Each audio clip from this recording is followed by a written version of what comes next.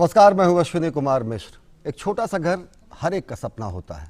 घर भले ही छोटा हो, लेकिन आम आदमी के लिए ये सपना बहुत बड़ा होता है और ये सपना तेजी से साकार होता दिख रहा है। हाउसिंग सेक्टर में फिर से जान डालने के लिए केंद्र सरकार ने बुधवार को बड़ा ऐलान किया। केंद्रीय वित्त मंत्री निर्मला सीतारमण ने बुधवार को हाउसिंग सेक्टर को संजीवनी देने के लिए 25,000 करोड़ रुपए के विशेष फंड की घोषणा की। इस फंड के तहत केंद्र सरकार अपनी ओर से 10,000 करोड़ रुपए का निवेश करेगी और बाकी के 15,000 करोड़ रुपए की राशि अन्य वित्तीय संस्थाओं से जुटाए जाएंगे। इस पैसे का इस्तेमाल किफ़ायती घरों और मध्य आय वर्ग के प्रोजेक्ट्स को पूरा करने के लिए किया जाएगा, जो कि लंबे समय से अटके पड़े हैं।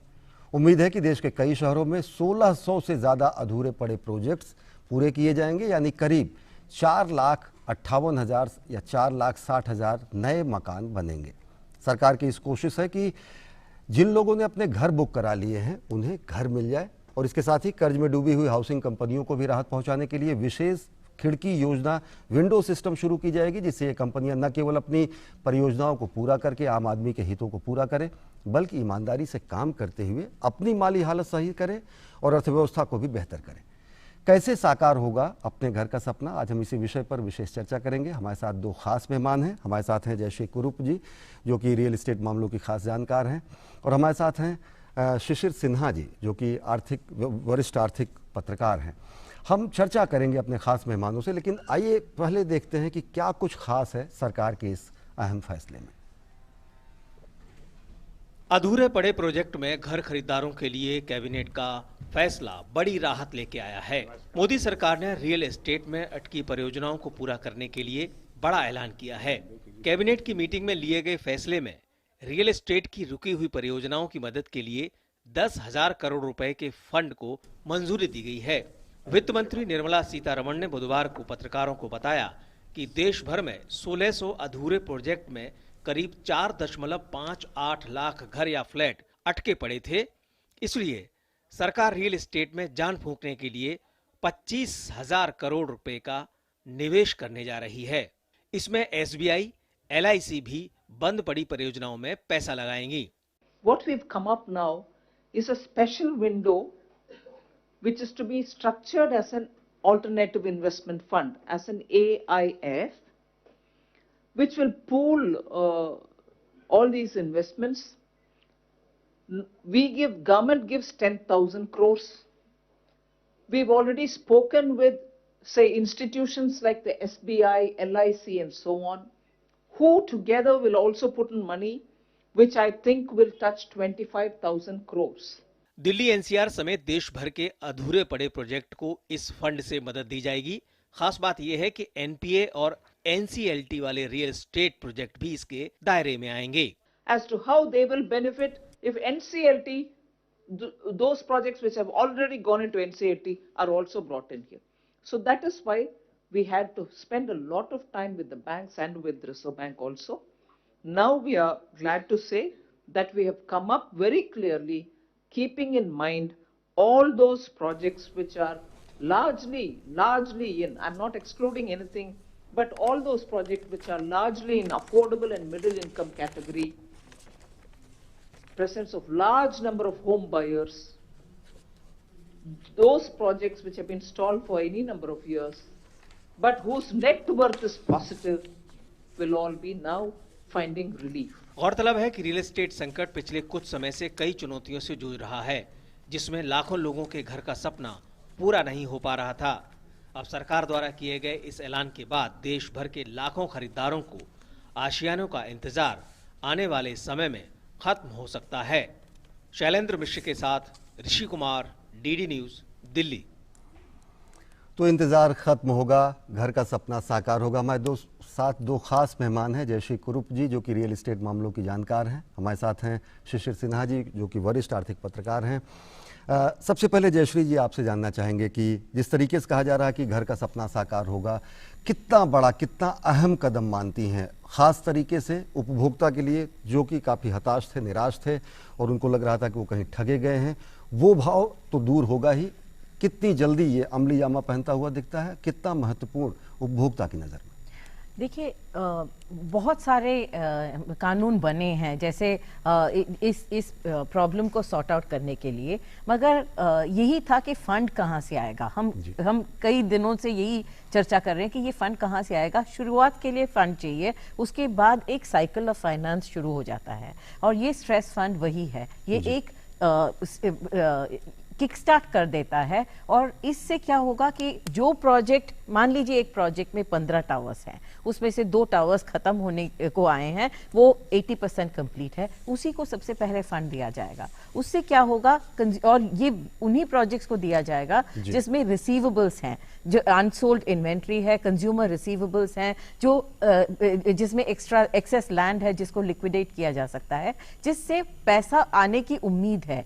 तो ये जो स्ट्रेस फंड है, ये उसको किक स्टार्ट करेगा, उसको साइकिल ऑफ फाइनेंस बिल्ड करेगा, और आगे प्रोजेक्ट आगे बढ़ सकता है। और इसको रेरा रजिस्टर्ड होना पड़ेगा, which means there is accountability, और इससे इसको एक मॉनिटरिंग मैकेनिज्म अनाउंस किया गया है, जिससे funds will not be diverted. जी, शिशिर जी, आपसे जानना चाहेंगे कि जिस तरीके से ये बहुत अभूतपूर्व कोष की स्थापना की गई, अल्टरनेटिव इन्वेस्टमेंट फंड की स्थापना की गई, कौन कौन सी कंपनियां, दायरा क्या है, क्या कुछ और दायरा शिथिल किया गया इसके पहले जो नियम कानून थे, किन किन इस दायरे में कौन कौन सी कंपनियां आएंगी, कितना और शिथिलीकरण किया गया? देखिए, सबसे पहले तो आपको ये समझना है कि ये 25,000 करोड़ रुपए तो शुरुआती रकम है, जिसमें से 10,000 करोड़ रुपए सरकार दे रही है, और 15,000 करोड़ रुपए जो है वो भारतीय स्टेट बैंक, LIC और जो दूसरी वित्तीय संस्थाएं हैं वो दे रही हैं। आपको एक अनुमान देता हूं कि इस समय में जितने प्रोजेक्ट्स की बात की गई है 1600, दरअसल ये संख्या 1509 है, जो कि आज सरकार ने जो संख्या बताई है, और वो 4.58 लाख जो घर की बात है। इन घरों को पूरा करने के लिए लगभग 55 से 80 हजार करोड़ रुपए की जरूरत है, और अभी जो शुरुआती है 25,000 करोड़ रुपए है। जैसे जैसे काम आगे बढ़ेगा, ये और पैसे इसमें अलग अलग जो आप ग्लोबल इन्वेस्टमेंट जो फंड्स हैं, जिसको हम लोग सोवरेन वेल्थ फंड कहते हैं, या पेंशन फंड्स कहते हैं, या डोमेस्टिक फाइनेंशियल इंस्टीट्यूशंस है, या दुनिया की दूसरी एजेंसीज हैं, वो इसमें पैसा लगाएंगी। और ये बात आपको समझना चाहिए कि ये कोई सरकार दान नहीं दे रही है। सरकार जो कुछ भी पैसा लगा रही है, वो पैसा सरकार को वापस मिलेगा, क्योंकि एक आपको और आंकड़ा देता हूं कि लगभग 3,35,000 करोड़ रुपए ये जितने प्रोजेक्ट्स हैं इनसे वसूली की जा सकती है, जिसमें आपके लैंड की बात हो, जिसमें जो घर बचे हुए हैं जो बिक नहीं पाए हैं उनकी बात हो, और जिनके पास EMI बकाया था, ये सारी रकम को जोड़ लें तो लगभग 3,35,000 करोड़ बनते हैं। तो ऐसे में ये मन से बिल्कुल निकाल देना चाहिए कि सरकार कोई चैरिटी कर रही है या सरकार कोई दान दे रही है। एक व्यवस्था की गई है जिससे जो प्रोजेक्ट बिल्कुल खत्म होने के कगार पर थे, मान लीजिए कि 50% पूरा हो गया, 60% पूरा हो गया, उसके लिए पैसे की अगर संकट बन गया, वो पैसा कहां से आएगा। और आपको पीछे अगर ले चले, 14 सितंबर को जब सरकार ने इसका ऐलान किया था तो 2 कंडीशंस रख दिए थे कि अगर वो फंसा हुआ कर्ज है, मान लीजिए जिसको लोग NPA कहते हैं, और इस तरीके की, और दूसरा जो कि NCLT में चला गया है, उसको इससे बाहर रखा गया था। प्रॉब्लम ये हुई कि ज्यादातर जो प्रोजेक्ट्स हैं वो या तो NPA में कन्वर्ट हो चुका है या NCLT जा चुके हैं। क्या अब इसमें भी कोई बदलाव किया गया? बिल्कुल बदलाव किया गया है। पहला तो यह है कि NPA की शर्त हटा दी गई है। दूसरा, उसमें यह शर्त दिया गया है कि NCLT के वो केस जहां पर कोई सुनवाई अंतिम नतीजे पर नहीं पहुंची है, यानी कि जिसको हम लोग कहते हैं ना कि जहां पे जो पैसा देने वाले हैं, जो बैंक और वित्तीय संस्थाएं हैं, उन्होंने तय कर लिया कि इसको लिक्विडेट करना है, इसको बेचना है, जब तक अगर ऐसा नहीं हुआ है या कंपनी कानून के जो कोर्ट हैं उन्होंने कोई फैसला नहीं सुनाया है, वो सारे प्रोजेक्ट इसके दायरे में आएंगे। पहले की स्थिति के सारे प्रोजेक्ट इसके दायरे में आएंगे। एक और आपको बात कह दूं कि अगर मान लीजिए कि कुछ प्रोजेक्ट्स ऐसे हैं जिसमें डेवलपर जेल में है, प्रमोटर जेल में है, अब ये समस्या आएगी कि उसको पूरा करेगा कौन। तो उसके लिए जो इंसॉल्वेंसी के तहत, दिवालिया कानून के तहत एक रिजोल्यूशन प्रोफेशनल अपॉइंट किए गए हैं, वो रिजोल्यूशन प्रोफेशनल उस प्रोजेक्ट को पूरा करेंगे। मान लीजिए वो केस NCLT में नहीं है, जैसे कि NBCC को दिया गया था, नहीं, इस प्रोजेक्ट को आप अलग रखिए। यहां पर मूल मुद्दा यह है कि रिजोल्यूशन प्रोफेशनल जो कि दिवालिया कानून के तहत जो प्रावधान किए गए अलग से होंगे, उनको पूरा करने के लिए वहां पर अगर मान लीजिए कि डेवलपर नहीं है, प्रमोटर नहीं है, तो चिंता करने की बात नहीं है। रिजोल्यूशन प्रोफेशनल अगर वहां पे मौजूद है तो वो उस प्रोजेक्ट को कराएगा। अगर रिजोल्यूशन प्रोफेशनल भी नहीं है तो जो SBI कैप के अधिकारी हैं वो इस काम को पूरा करने में मदद करेंगे। जी, जयश्री जी आपसे जानना चाहेंगे कि क्या टाइमलाइन आप देखती हैं? सरकार ने 14 सितंबर को नीतिगत घोषणा की, अब कल कोष बनाए जाने की घोषणा की, आगे आने वाले दिनों में या आम उपभोक्ता, आम आदमी कब तक मान के चले कि ये सपना साकार होगा?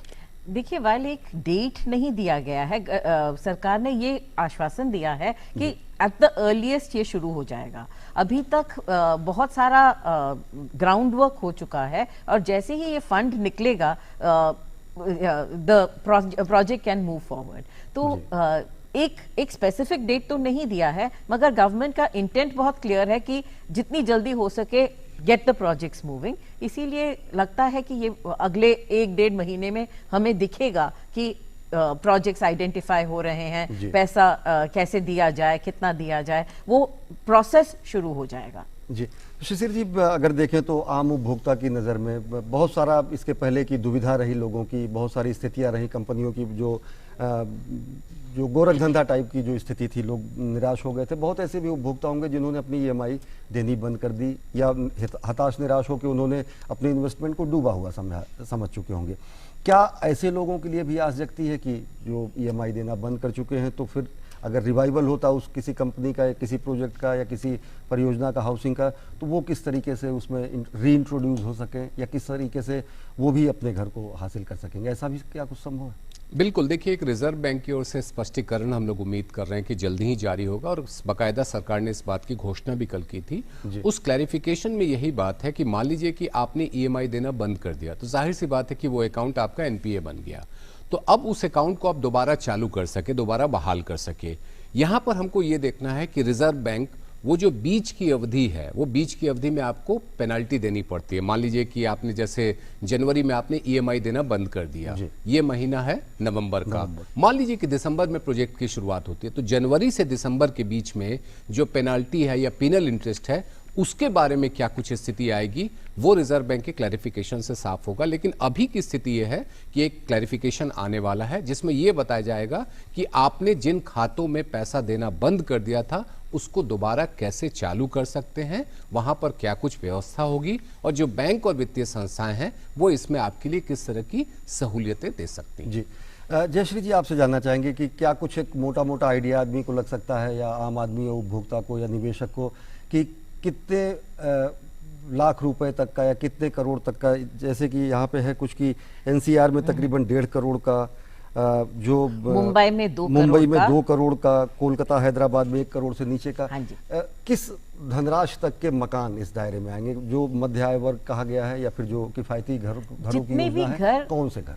जितने भी घर अफोर्डेबल हाउसिंग स्कीम में था, जो 200 स्क्वायर मीटर तक था फॉर मिडिल इनकम हाउसिंग, जो 60 और 90 स्क्वायर मीटर का था लोअर इनकम में, ये सब इसके दायरे में आ जाता है। इसीलिए उन्होंने 2 वेज में कैटेगराइज किया। एक तो प्राइस है कि मुंबई में प्राइस एक्सपेंसिव घर हैं तो मुंबई में 2 करोड़ का लिमिट लगा दिया, दिल्ली में और कम है तो 1.5 करोड़ का लगा दिया है, और बाकी जगह विच आर चीपर सिटीज वहां पे 1 करोड़ का लगा दिया है। इससे उन्होंने इंश्योर किया है कि लोअर एंड मिडिल इनकम के सब घर उसमें आ जाएंगे। और आज के क्लैरिफिकेशन में ये भी कहा गया है कि 200 स्क्वायर मीटर तक के दायरे का घर इसमें आ जाएगा, विच मीन्स CLSS जिसको भी मिलता था जो वो अफोर्डेबल हाउसिंग स्कीम में है, वो सब इसमें आ जाएगा। जी, शिशिर जी, ये तो रही बात हाउसिंग को रिवाइव करने की। अब इसका इम्पैक्ट आप क्या देखते हैं? क्योंकि हाउसिंग अपने में, एक घर बनने में,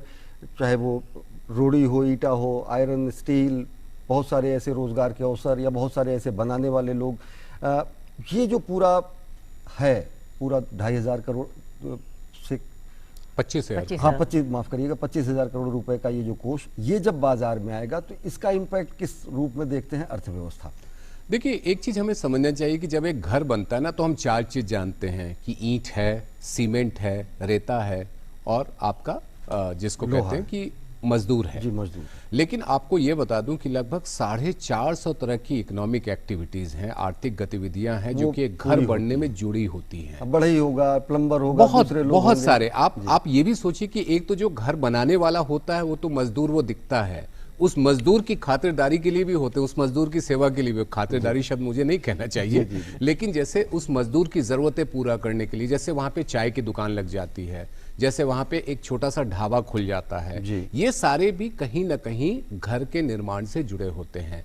आज एक प्रोजेक्ट अटका पड़ा है, वहां पे आसपास में आप देखेंगे तो सारी आर्थिक गतिविधियां रुक जाती हैं। आप यहां से अगर एनसीआर में ही नोएडा या ग्रेटर नोएडा में बढ़ेंगे तो आपको बहुत सारे ऐसे प्रोजेक्ट मिलेंगे जो बिल्कुल अटके पड़े हैं और उसके आसपास बिल्कुल वीरानी छाई हुई है, सन्नाटा छाया हुआ है। जब वहां गतिविधि शुरू होगी, जब निर्माण कार्य शुरू होगा, तो आप सोचिए कि आसपास की इकोनॉमिक एक्टिविटीज कैसे बढ़ेगी। तो ये 25,000 करोड़ की शुरुआती जो है, अगर आप इसको मल्टीप्लाई मैं 1 से भी करूं तो इसका फायदा 50,000 करोड़ रुपए तक का हो सकता है। अब एक तो मैं बहुत ही कंजर्वेटिव वे में कर रहा हूं, कई गुना ज्यादा, इससे कई गुना ज्यादा फायदा हो सकता है। फिर आपको क्या होगा कि सीमेंट इंडस्ट्री को बढ़ावा मिलेगा, स्टील जो है उस इंडस्ट्री को बढ़ावा मिलेगा, पेंट इंडस्ट्री को बढ़ावा मिलेगा, ये जो आपके प्लग पॉइंट्स लगते हैं इनको बढ़ावा मिलेगा, जो केबल लगता है उसको बढ़ावा मिलेगा, कुछ लोग अपने घर को काफी सजाते हैं उससे जुड़े हुए जो उद्योग हैं उसको बढ़ावा मिलेगा। तो यानी कि आप सोच सकते हैं कि कितनी तरह की आर्थिक गतिविधियां जो बढ़ेंगी। एक तो वो दिख रहा है जो मजदूर वहां काम कर रहा है, उसके काम के पीछे और कितने लोग हैं, वो किस तरीके से इसका फायदा उठा सकते हैं, ये भी आपको समझना होगा। एक स्टैटिस्टिक्स मैं आपको देती हूँ कि अगर रियल एस्टेट इंडस्ट्री में 1 रुपया आप डालेंगे तो 73 पैसे वापस इकोनॉमी में आ जाता है। 1 रुपए डालने पर 73 पैसे वापस इकोनॉमी में दोबारा वापस इकोनॉमी में आता है, क्योंकि इतने सारे इंडस्ट्रीज इसके साथ जुड़े। ये फॉर्मल है, जो ये बता रहे, शिशिर बता रहे थे कि जो चाय की दुकान है, सर्विस है, इनका इंश्योरेंस है, वो अलग से है। तो डायरेक्टली 73 पैसे वापस इकोनॉमी में आ सकता है। इसीलिए सरकार इतना मेहनत कर रही है कि ये इंडस्ट्री वापस उठे और इकोनॉमी में बूस्ट करे। जी शिशिर जी, अभी हम उपभोक्ताओं के हित से संबंधित बातें कर रहे थे। कितना रिवाइवल, कितनी बड़ी संजीवनी ये बिल्डर्स के लिए या फिर ऐसे जो अधूरे प्रोजेक्ट्स हैं जो कि बैंक्रप्सी के कगार पे हैं, एनपीए घोषित होने के कगार पे हैं, तकरीबन हो चुके हैं, उनके लिए क्या इम्पैक्ट आएगा? देखिए, एक चीज आपको ये समझना होगा कि इसमें वो प्रोजेक्ट शामिल किए गए हैं जो अभी मोटा मोटी जो उनका अनुमान है कि जिसमें कोई अदालती कोई दिक्कतें नहीं है, जो हाई कोर्ट या सुप्रीम कोर्ट में नहीं, या जो कोर्ट ऑर्डर कर दिए। जैसे दिल्ली एनसीआर में कई ऐसे प्रोजेक्ट्स हैं जो यानी कि आर्थिक तंगहाली से जो जूझ रहे थे उनके लिए। और यहाँ पर वो प्रोजेक्ट्स हैं जो 70%, 60%, 50% तक कंप्लीट हो चुके थे। आपको ये भी देखना होगा कि उस प्रोजेक्ट का एक हिस्सा, जैसे कि जयश्री बता रही थी कि मान लीजिए कि वहां पे 3 टावर है, उसमें से एक टावर 70% कंप्लीट है, दूसरा टावर 50% कंप्लीट है और तीसरा बिल्कुल ही नहीं चालू हुआ है। तो पहली प्राथमिकता होगी कि जो 70% कंप्लीट हुआ उसको दिया जाए। इसके बाद अगर देखा जाएगा कि बाकी जो 50% वाला है वो 50% में कोई गुंजाइश बनती है कि नहीं, तो फिर उनको दिया जाएगा, और जहां पर 0 है उसको नहीं मिलेगा। तो ये आप मतलब बिल्कुल दिमाग से निकाल दीजिए कि जहां कोई काम ही नहीं शुरू हुआ है वहां पर कोई इसका पैसा मिलेगा। यहां पर पैसा उसको दिया जाएगा जहां पर अंत होते होते, मतलब काम पूरा होते होते कहीं ना कहीं अटक गया किसी न किसी वजह से, वहां पर ये पैसा दिया जाएगा। उसको क्या कोई एस्क्रू अकाउंट या कुछ इस तरीके से कहा मैं आपको वो अब समझाता हूं कि इसमें क्या होगा। पैसा रिलीज होगा, जितना वो काम करेंगे फिर पैसा रिलीज होगा, सीधे पैसे का सदुपयोग। बिल्कुल। आप देखिए 2 व्यवस्था है इसमें। एक तो एस्क्रो अकाउंट का। एस्क्रो अकाउंट आप ये समझ लीजिए कि ना मेरा ना आपका, सरकार ने जो पैसे लिए एक प्रोजेक्ट के लिए देखा कि इसकी जरूरत करीबन 4 करोड़ रुपए की है, तो 4 करोड़ रुपए में से 1 करोड़ रुपए उस खाते में डाल दिया। अब वहां पर जब काम शुरू होगा तो वो 1 करोड़ से भुगतान जाएगा। जब 1 करोड़ का काम पूरा हो जाएगा तो अगली खेप जाएगी। जैसे आप देखेंगे कि आप जब घर बुक कराते हैं तो आपके पास 2 ऑप्शन होता है। एक होता है कि कंस्ट्रक्शन लिंक्ड पेमेंट प्लान। ये कंस्ट्रक्शन लिंक्ड पेमेंट प्लान है, तो बिल्डर को पैसा नहीं मिल रहा है, कोई डेवलपर के हाथ में पैसा नहीं जा रहा है। ये पैसा जब वहां पे काम होगा उस हिसाब से उसको पे किया जाएगा। एक जो आज FAQ जारी किया गया है जो सरकार की ओर से, उसमें कहा गया है कि किसी एक प्रोजेक्ट के लिए ज्यादा से ज्यादा 400 करोड़ रुपए दिए जा सकते हैं। कम कितना होगा इसकी कोई सीमा नहीं तय की गई है। ज्यादा की सीमा जो है वो तय कर दी गई है। 400 करोड़ पे किसी भी प्रोजेक्ट के लिए एक बड़ी रकम रिवाइव है करने के लिए, और मुझे लगता है कि बिल्डर्स के लिए इससे ज्यादा और सहूलियत या रियल एस्टेट सेक्टर के लिए इससे ज्यादा सहूलियत नहीं हो सकती है। तो एस्क्रो अकाउंट आने से बिल्डर्स उसके साथ कोई हेरा फेरी करे, इसकी गुंजाइश कम बनती है। और दूसरा ये कंस्ट्रक्शन लिंक्ड है, यानी कि जैसे जैसे आपका काम आगे बढ़ेगा तभी आपको पेमेंट मिलेगी। एक और चीज आपको देखना है कि रेरा रजिस्टर्ड होना चाहिए। कंपनियां जैसे ही रेरा रजिस्टर्ड हो जाता है, प्रोजेक्ट को आप रेरा रजिस्ट्रेशन देंगे तो रेरा मॉनिटर करेगी कि इसमें जो फंड्स आ रहे हैं वो फंड्स कहीं डाइवर्ट नहीं हो, और टाइमली कंप्लीशन रेरा का के दायरे में आता है। तो कंज्यूमर्स ट्रस्ट रेरा, कंज्यूमर्स को लगता है रेरा में है तो रेरा हमारी भलाई के लिए बनाया गया है। तो इससे अब फंड भी आ गया, रेरा भी है, तो कंज्यूमर्स को काफी एक विश्वास कहते हैं, कॉन्फिडेंस उसका बनेगा। जयश्री जी, एक चीज और हम कहेंगे कि कुछ लोग ऐसे कहते हैं कि रेरा के जो मौजूदा प्रावधान है वो दंतहीन, विषहीन या उतने प्रभावी या उतने ज्यादा नहीं कारगर साबित हुए हैं। ये आलोचना कहाँ तक सही है, या फिर उसमें और क्या इंप्रूवमेंट किए जाने की अपेक्षा की जाती है वर्तमान परिस्थिति में? देखिए, 2 दिन पहले लखनऊ में एक बहुत बड़ा रेरा कॉन्क्लेव हुआ था, राष्ट्रीय स्तर का सम्मेलन, राष्ट्रीय स्तर का ये था, कॉन्फ्रेंस था, जिसमें हमने कंज्यूमर्स को स्टडी किया और एक प्रेजेंटेशन भी की थी। हमने ये देखा कि 80 से 90% लोग रेरा में जाते हैं क्योंकि रेरा में कॉन्फिडेंस है, वो फर्स्ट पोर्ट ऑफ कॉल है। मगर और 3 से 6 महीने तक आपका फर्स्ट सुनवाई हो जाती है। करीब 1 साल तक सबको, मोस्ट पीपल को ये मिल जाता है, अपना रेरा ऑर्डर मिल जाता है। उसके बाद रेरा के प्रावधान के हिसाब से वो एक सिविल ऑर्डर की तरह टैकल किया जाता है। तो वो एग्जीक्यूशन के लिए फिर से कोर्ट में जाना पड़ता है, डीएम के पास जाना पड़ता है, और वो एग्जीक्यूशन ऑफ ऑर्डर्स एक बहुत बड़ा प्रॉब्लम है आज। ये गवर्नमेंट ने एक्नॉलेज किया है और कहा है कि इसको हम इमीडिएटली फिक्स करेंगे। मगर आप एक चीज देखें कि रेरा हुआ, एनसीएलटी हुआ और एनसीडीआरसी हुआ। एनसीएलटी में अभी तक कोई प्रोजेक्ट, रियल एस्टेट प्रोजेक्ट निकल के नहीं आया है कि पूरा सोल्यूशन हो गया है, और एनसीडीआरसी के भी ऑर्डर्स अभी 18% रिफंड वगैरह वो नहीं कर पाए हैं क्योंकि सिस्टम में आज पैसा नहीं है। तो रेरा एक ऐसा प्रोविजन है जहां पे कंज्यूमर्स के हित को देखा जा रहा है, और इसमें जो कमियां हैं, एक बहुत नया तेजी से उसको फिक्स किया जा रहा है। शिशिर जी, अभी जयश्री जी ने बताया कि 1 रुपया लगने पर 73 पैसे वापस इकोनॉमी में दोबारा आ जाते हैं। 25,000 करोड़ रुपए बाजार में जाएंगे। हाउसिंग सेक्टर, उपभोक्ता, बिल्डर्स और साथ ही साथ आम उपभोक्ता, इनको तो लाभ होगा ही।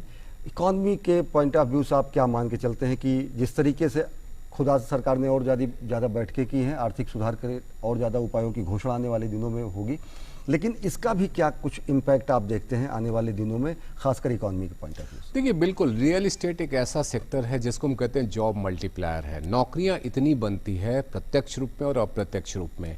यहाँ पर अगर एक भी कदम उठाया जाता है उसके बड़े नतीजे हमें देखने को मिलते हैं। एक और चीज हमें समझना चाहिए कि जब पैसा चलता है तो वो पैसा नया बनाता है।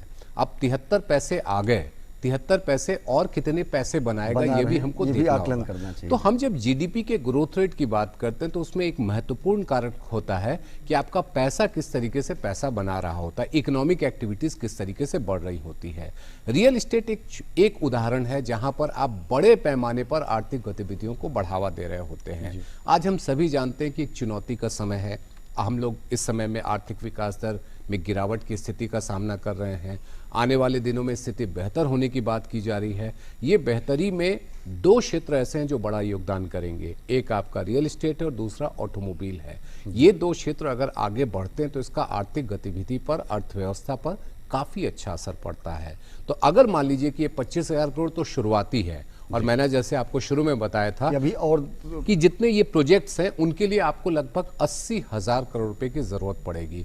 मान लीजिए कि 80,000 करोड़ रुपए 1 साल में खर्च होता है, उस सोचिए उसका असर कितना होगा। अगर मैं 73% ही लेके चलूं तो लगभग आप समझ लीजिए कि 60-65,000 करोड़ रुपए इकोनॉमी में वापस से रिवॉल्व होना शुरू होगा, और वो लिक्विडिटी बढ़ेगी और कहीं ना कहीं उपभोक्ता को बाजार में खरीद बनेगी, उपभोक्ता के पास पैसे ज्यादा होंगे क्रय और मुझे क्षमता लगता है बढ़ेगी, कि बिल्कुल ये कई इकोनॉमी तरह के तेजी इसके से और असर देखने तेजी को आगे मिले। बढ़ेगी। लेकिन मुझे एक पॉइंट और कहना है, यहाँ पर जो अथॉरिटीज हैं उनके लिए कुछ और राज्य सरकारों को कुछ कदम उठाने पड़ेंगे, क्योंकि आपको पता होगा कि कई जगहों पर अथॉरिटी का पैसा ड्यू है और वहां पर उस प्रोजेक्ट को फंसने का एक वजह यह भी कि अथॉरिटी को पैसा नहीं मिल पाया है।